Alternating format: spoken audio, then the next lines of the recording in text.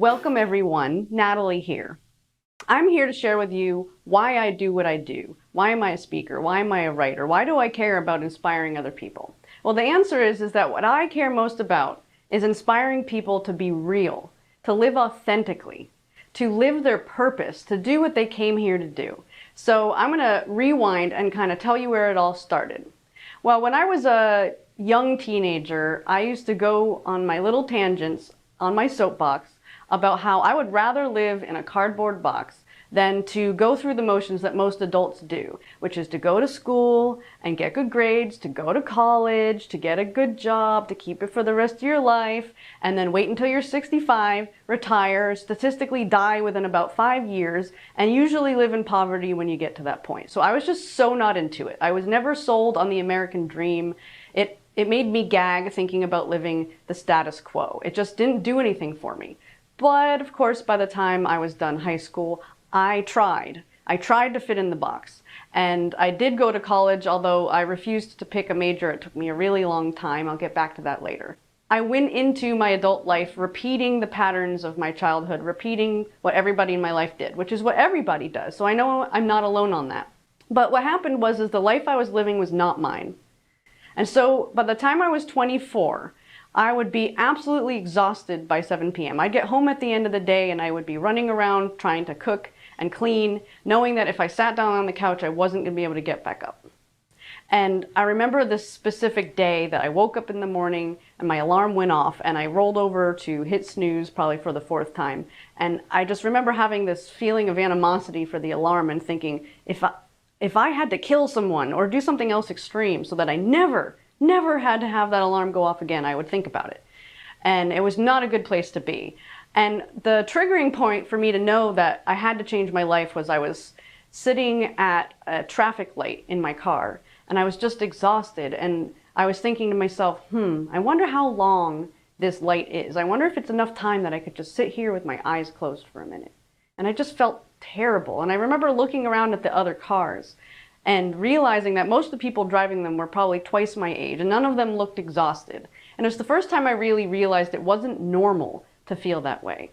And so I went to the doctor and I had a billion tests and they could never find anything wrong, which I was like, man, can't I just have a normal problem? But no, of course, I had to get diagnosed with chronic fatigue syndrome, which is basically what they tell you have when you feel like crap and you don't know why. And that was a triggering point for me, and I realized I needed to take control of my life. So the first thing that I did was I retired. I was 24 years old, and by retired I mean I basically quit my job and I've never gone back to working for someone else. And what I did was I decided to convince the place that I worked, where I did marketing and graphic design, to hire me part-time as a contractor. And then I got other people to hire me for graphic design work or marketing consultant. And I used that as a tool as I finished school. It took me 8 years to get my bachelor's degree because I refused to submit to just one thing. But I did finally do it. 2 years later, I graduated. But in that period of time, that 2 years, I spent a lot of time trying to find myself. I changed my eating habits, I changed my sleeping habits, and I caught up on some sleep debt that I'd accumulated over years of trying to fit in that box that doesn't work for me. And I ravenously was eating up self-help books, anything that would give me inspiration for how to change how I felt, how to change what I did, how to change how I lived, and what I ate. And at the end of that 2-year period, I graduated and I felt 70% better. Still exhausted, still not really feeling in alignment, but better. And I opened a nonprofit teen center where I worked with teenagers and their families. And this was something that was part of like the vision I had for my life is I loved teenagers and I love inspiring people to change the way that they think. So this was awesome. And through the process of the 2 years that I ran that center, what I learned from it was that my life and my experiences were from one limited perspective, and that there's a lot of other options for how to live life. And through observing the other families and the way they interacted and the way that they expressed love and the things that they did, they opened my mind and they showed me evidence that a lot of the things that I thought weren't possible in life were. And it was the first time that I allowed myself to dream. And there was a distinct moment where I just decided I'm not going to live a lie anymore. I can't do this anymore. And I literally let go of everything. And by everything, I mean within a 3-month period of time of making the decision, I let go of everything. A 10-year relationship, a house, 2 businesses. I got rid of my dog. I got rid of all my possessions. And I also had created so much momentum of change that even my mom and my sister, who I'm very close to, moved away. And so I was left with nothing of myself. I had no identity anymore. I was not the person that I had been programmed to be. I had let go of that need to be what everybody else had said. This is who you should be. This is what you should do. And, oh, well, you know, this is what everybody else's relationships are like. And, oh, and this is what everybody else's life is like. And then I finally let it all go. And the way I like to describe it is as if, you know, I had been wearing this cloak covering myself, and then I unwound it. And in the end, I was revealed and refreshed, and I felt naked. It's like you're just exposed, you're vulnerable. But at the same time, for the first time in my life, I was authentically me, without all of those labels and limits and shoulds, and without the need to conform.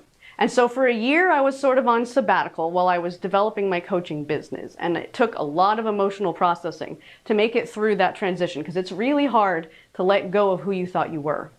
And at the end of that year, I started a magazine called Transformation Magazine. And through a lot of other things, it led to my company that I have now, which is Transformation Services, where I have a publishing company, I have Transformation University, which includes inspirational courses. I do events, I do public speaking, I write, and through all of those things, I'm fulfilling my purpose. And it goes back to what I used to think about when I was a young teenager, about living life differently and being me and inspiring other people to do the same. And I can say that at this point in my life, I'm 100% healed. And really what it came down to is the chronic fatigue syndrome was my body's way of telling me that I wasn't being authentically me. And so I want to ask you, is your body telling you anything? Is there some place that you're stuck?